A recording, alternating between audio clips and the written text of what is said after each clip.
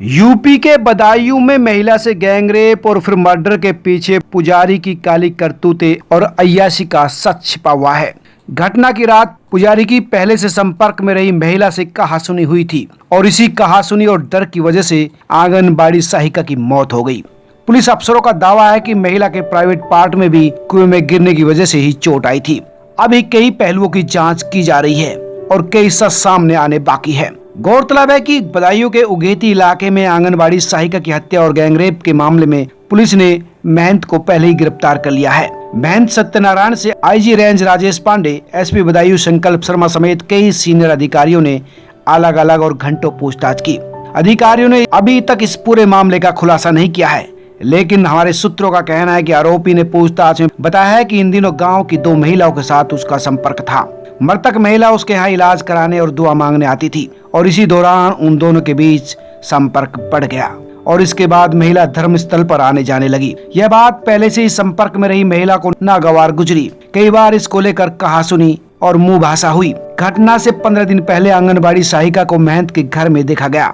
इससे नाराज होकर पहले से संपर्क में रही महिला ने महंत से झगड़ा किया और दोबारा महिला को साथ देखने पर महंत को अंजाम भुगतने की धमकी दी। घटना के शाम को आंगनबाड़ी सहायिका महंत के पास गई थी। उसी दौरान बेटे के जरिए उसे पहले से संपर्क में रही महिला को सूचना मिल गई कि दोनों साथ हैं। तब महिला ने शाम को 7:05 पर महंत को फोन किया और पूछा कि वो कहां पर है। महंत ने बहाना बनाया कि वे तम्बाकू लेने गए हैं। उस महिला को पीछे से दूसरी महिला की आवाज आई। आवाज आते ही महिला बौखला गई और उसने महंत को धमकी दी कि वह अभी उसके घर आती है और उसको बेनकाब करती है और लोगों को उसकी असलियत बताएगी। इससे महंत और आंगनबाड़ी सहायिका दोनों घबरा गए और इसी घबराहट में महिला कुएं में गिर गई और मौत का शिकार हो गई।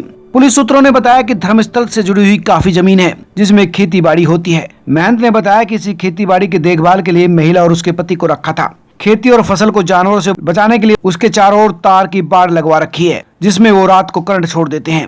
महिला के पति की करंट से मौत हो गई थी। इसके कुछ दिन बाद महिला ने महंत को धमकाया कि उसे अपने साथ रख ले, नहीं तो वह उसको हत्या और रेप दोनों में फंसवा देगी। इसके बाद महंत और महिला अक्सर साथ साथ रहने लगे।